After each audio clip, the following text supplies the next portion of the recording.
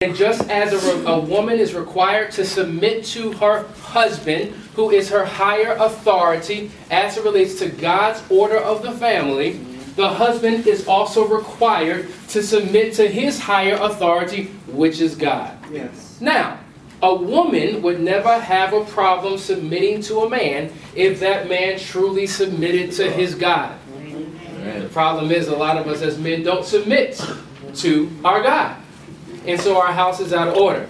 But submission has always been gender specific. It's always been pointing to the woman. But I'm going to tell you something. Every man that I know on the face of the earth has always submitted to another man. Because if you are ever an employee of a job, you have to submit to your who?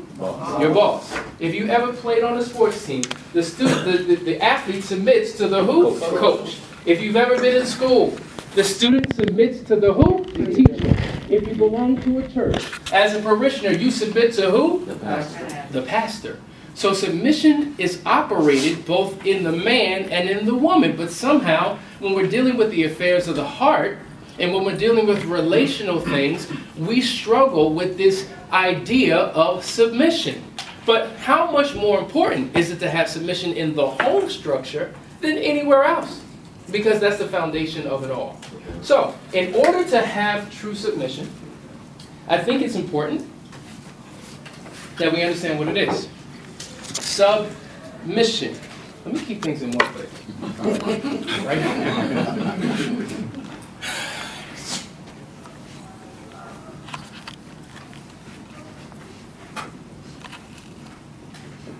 Submission.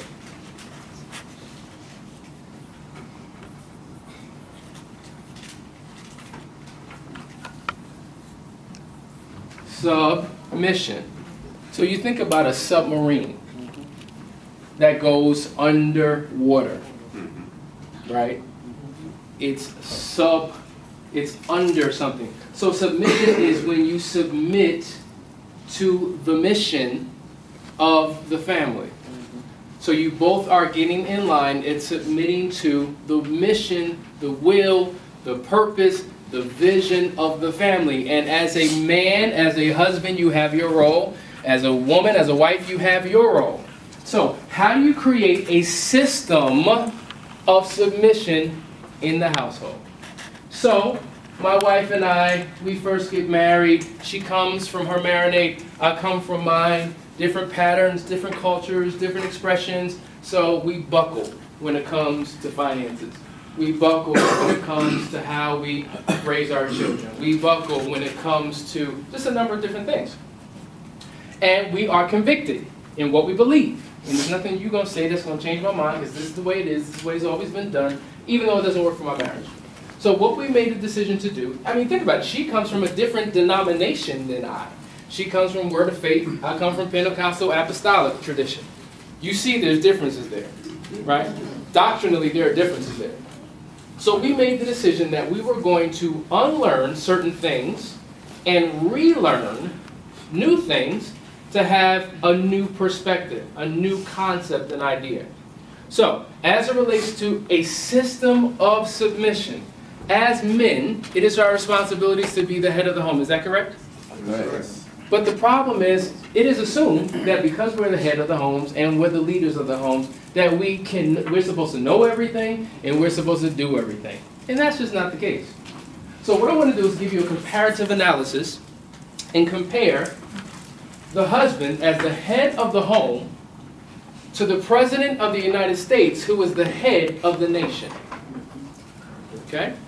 So the President, Barack Obama, George Bush Jr., Clinton, George Bush Sr., Reagan, you can go all the way back to Washington. They were the leader of the nation. They were responsible for the safety and the protection and the forward movement of the nation. They established government that led the nation, much like we should have government in our homes. Now, when we broke off from the British, we created a new system, a new way. In 1776, there was a document called the Declaration of Independence. Remember that? Yes. It says, we hold these truths to be self-evident, that all men are created equal and are endowed by the Creator with certain unalienable rights, that among these are life, liberty, and the pursuit of happiness, that to serve these rights, governments are instituted amongst men, deriving their just powers from the consent of the governed, that when any form of government is destructive to these ends, it is the will of the people to alter and to abolish it, and to institute new government, laying it on such foundations that are secure for their safety and protection. So they created a document that says, if the current system that you're operating by does not work for the nation, you recreate a new form of government and laws that benefit the people. So as a family, where the Bible is final authority in our lives, we have a declaration of independence where we set ourselves apart from the culture of the world, and when we step into our homes, we enter into a new jurisdiction governed by Scripture. So now the Bible becomes final authority in our lives.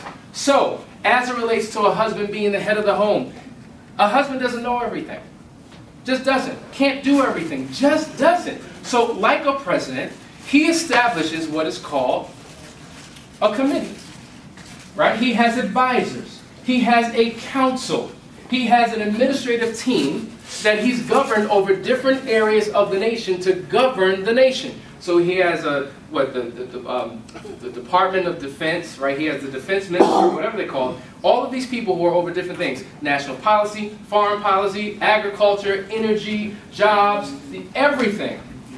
He ultimately makes the decision, but he seeks the wisdom of others to help him formulate the best decision to govern the nation. Does that make sense? Yes. So as it relates to your household, it is important, especially if you come into conflict, that you identify someone outside of yourself that has greater wisdom than you in a particular area, that you both as a couple can submit to their wisdom to govern your home.